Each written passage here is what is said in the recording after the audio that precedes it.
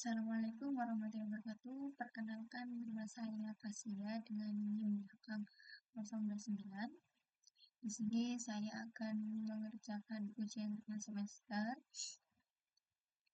eh, mata kuliah sistem terdistribusi.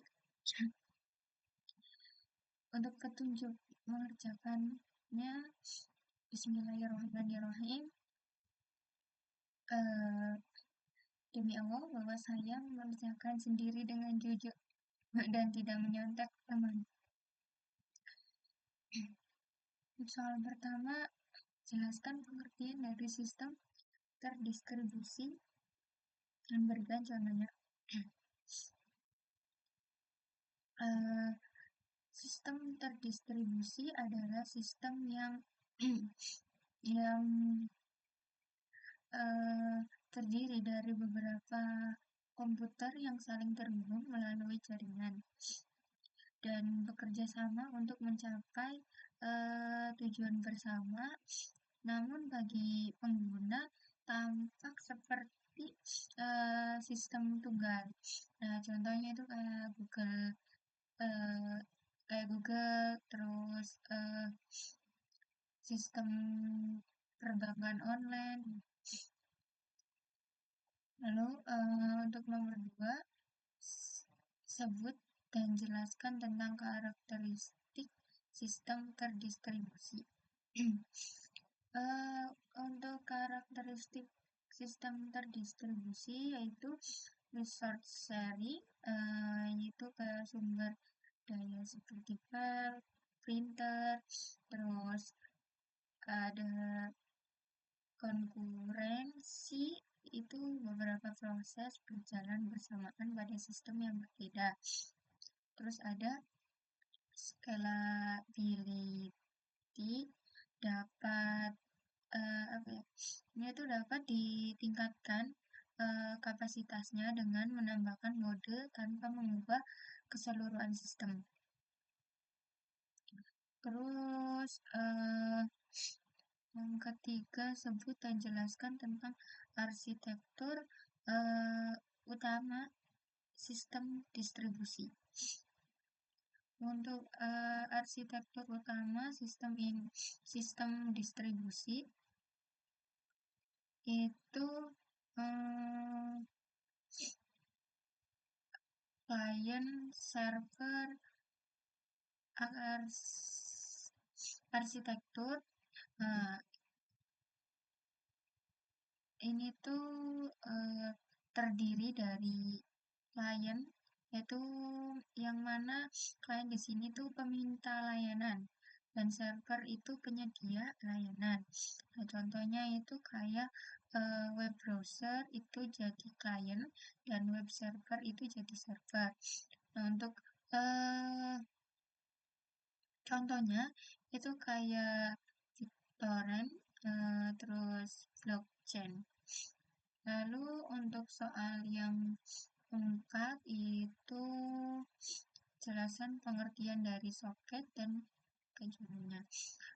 Soket adalah titik akhir komunikasi antara dua perangkat jaringan. Contohnya itu soket TCP atau IP itu yang mana digunakan untuk komunikasi berbasis koneksi. Terus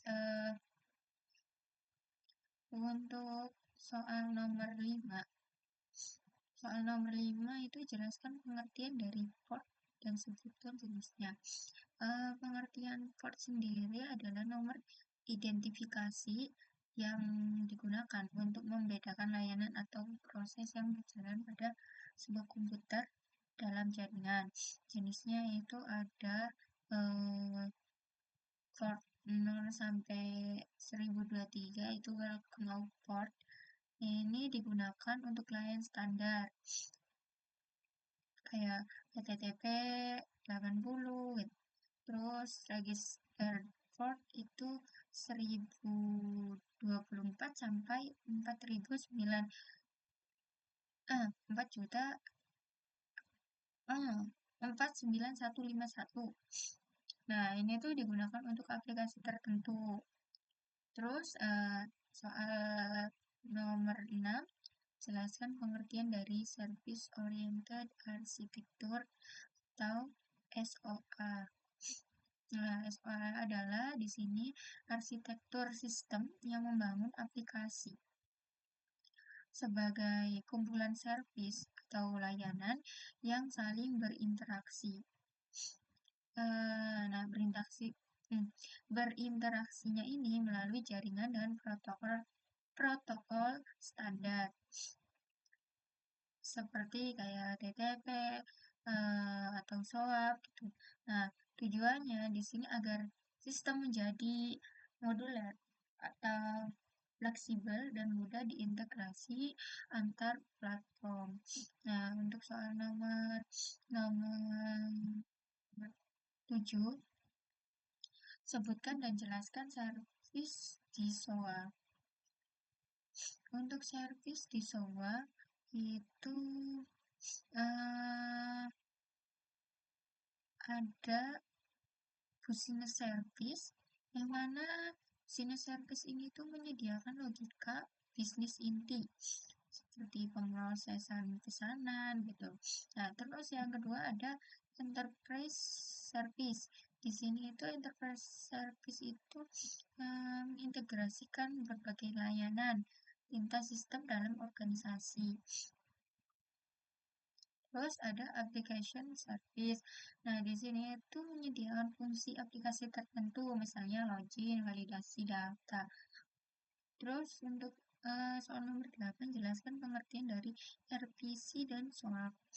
Nah, RPC sendiri itu remote procedure call, yang mana mekanisme yang memungkinkan program menjalankan prosedur atau fungsi di komputer lain melalui jaringan seolah-olah uh, ini tuh lokal.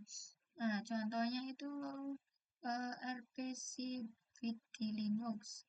Nah, untuk swapnya sendiri itu Simple Object Access Protocol. Nah, ini tuh untuk bertukar pesan antar aplikasi melalui HTTP digunakan dalam web service. Untuk nomor 9, jelaskan pengertian dari WSDL dan REST. Nah, untuk WSDL sendiri, Web Service Description Language, itu dokumen berbasis XML yang menjelaskan fungsi lokal dan cara memanggil layanan web berbasis SOAP. Nah, untuk REST sendiri ini tuh representation state transfer, yaitu gaya arsitektur web service yang menggunakan HTTP standar. Nah, untuk yang 10, jelaskan tentang XML, JSON, dan RSS. Nah, di sini XML itu Extensible Markup Language, itu format data berbasis teks yang digunakan untuk menyimpan dan bertukar data antar sistem. Nah, untuk JSON sendiri, JavaScript Object Notation, format ringan dan ini tuh untuk pertukaran data, mudah dibaca dan bisa digunakan di web. Nah, untuk RSS sendiri itu Really Simple Syndication, itu formatnya XML yang digunakan untuk menyalurkan konten dari situs web seperti berita atau blog. Nah, sekian jawaban dari saya. Terima kasih. Wassalamualaikum warahmatullahi wabarakatuh.